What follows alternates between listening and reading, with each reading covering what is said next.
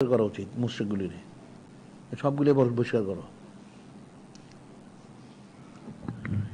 এত কাপুরুষ হলে চলবে যে ওই যে যেটা বলেন হাদিসে ওহান প্রবেশ করছে। নূরে মুজাসসাম হাবিবুল্লাহ হুজুর বললেন ইউশিকুল উমাম আন তাদালিহু কামা তাদাল আল আকিলাতু ইলা কাসরাতিহা। ইউশিকুল উমাম অতি সত্বর একটা সম্প্রদায় আসবে, তারা তোমাদের বিরুদ্ধে মানুষকে ডাকবে, যেমন খাবারের মধ্যে মানুষ খাবারের জন্য ডাকে সবাইকে, মুসলমানের ধ্বংস করার জন্য তারা ডাকবে। নাউযুবিল্লাহ। আল আকিলাতু ইলা কাসরাতিহা ফাকালাকা একজন কয়লুন সাহাবী বললেন অমিন কিল্লাতে নাহনু ইমাইজিন ইয়া রাসূলুল্লাহ সাল্লাল্লাহু আলাইহি ওয়াসাল্লাম। অমিন কিল্লাতে নাহনু ইয়াউমা ইজিন, যে ইয়া রাসূলুল্লাহ হাবিব বলছেন তখন মুসলমানের সংখ্যা কম থাকবে সেজন্য। আল্লাহ পালাম তুমি ইমাইজিন কাসির, তখন মুসলমানের সংখ্যা বেশি থাকবে। তাহলে কেন হবে? লাকিন এরকম গুসানকে গুসায় সাইল, তখন তোমরা হবে এরকম পানির উপরে ফেনার বুদবুদ, এরকম পানির স্রোত ভেসে যায়, তোমরা এরকম কুফরির মধ্যে ভেসে যাইবা। নাউযুবিল্লাহ। কাজে তখন তোমাদের কোনো অস্তিত্ব থাকবে, তোমার কোনো স্বকীয়তা, কোনো অস্তিত্ব, কোনো দৃঢ়তা কিচ্ছু থাকবে না। ওয়ালিয়াং জিয়ান্নাল্লাহু মিন সুদরি আল মাহাবাতা মিনকুম ওয়ালিয়াং জিয়ান্নাল্লাহু মিন সুদরি আদুকুম আল মাহাবাতা মিনকুম। যে আল্লাহ পাক ওই মুসলমানদের প্রতি যে কাফেরের যে একটা ভয়ভীতি রোগ, এটা অর্থাৎ এটা সরে দেবে। কারণ তাদের এই কুফরির কাফেরের বত্তাসিরের কারণে এদের ভিতরে মুসলমানদেরকে যে কাফেরা ভয় করে, এই রোগটা কাফের অন্তর থেকে সরে দেবে। নাউযুবিল্লাহ। ওয়ালিয়াকযিফান্না ফি কুলুবিকুম আল ওয়াহনা ওয়ালিয়াকযিফান্না ফি কুলুবিকুম আল ওয়াহনা। আর মুসলমানরা ওহান প্রবেশ করবে। সাহাবী জিজ্ঞাসা করেন ইয়া রাসূলুল্লাহ আমাল ওহান, ওহানটা কি?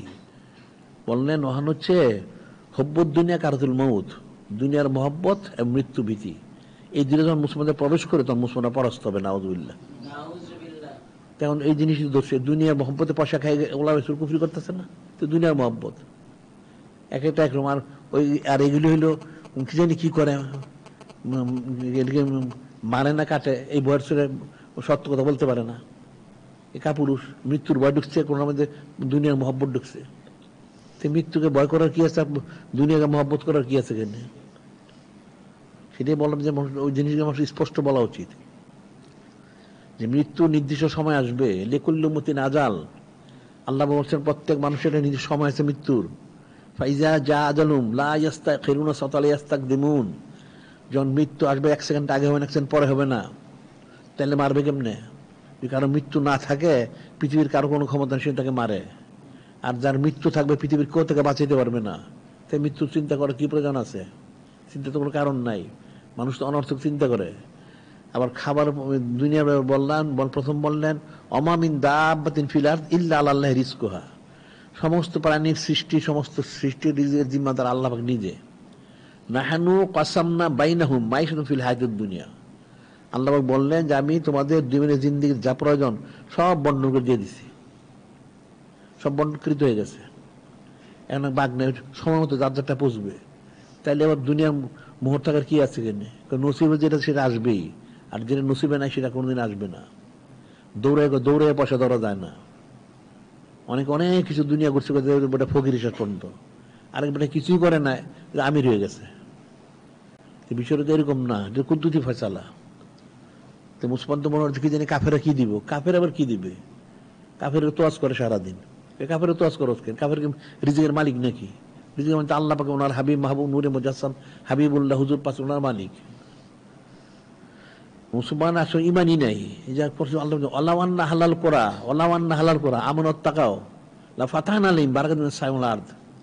আল্লাহ আন্না হালাল করা, আল্লাহ বলছেন যদি জমিনবাসীরা খালিস ঈমান অন্তর মত থেকে হইতো তাহলে আমি যত বরকত রহমতের দরজা সব খুলে দিতাম। সুবহানাল্লাহ। আল্লাহ বলেন ওয়ালাকিন কাযযাবু, মানুষ আমাকে মিথ্যারোপ করে। নাউযুবিল্লাহ। মুসলমান ইমানদার হোক মত থেকে হোক না, কুদ্দুতি ফয়সালা হবে। মানুষকে বিশ্বাসই করে না। নাউযুবিল্লাহ। মুখে মুখে বলে কেউ বিশ্বাস করে না। যদি বিশ্বাস করতো তাহলে আমল তো এরকম হইতো না। তা আমল এরকম কেন? কুফরির পিছনে দৌড়ে কেন? হারামের পিছনে দৌড়ে কেন? এটা আসলে বিশ্বাসই করে না। ওটা আলোচনা আল্লাহ কিন কাজ যাবো, আল্লাহ বলেছেন ধরে আমার মিথ্যারোপ করে, এটা আমার কথা বিশ্বাস করে না। আয়ের শরীফ তো অনেক আছে, যে আল্লাহ রিজিকের মালিক অনেক ইন্নাল রাজ্জাকু যুল কুওয়াতিল মাতিন, আল্লাহ দৃঢ় রিজিক দেন ওয়ালা।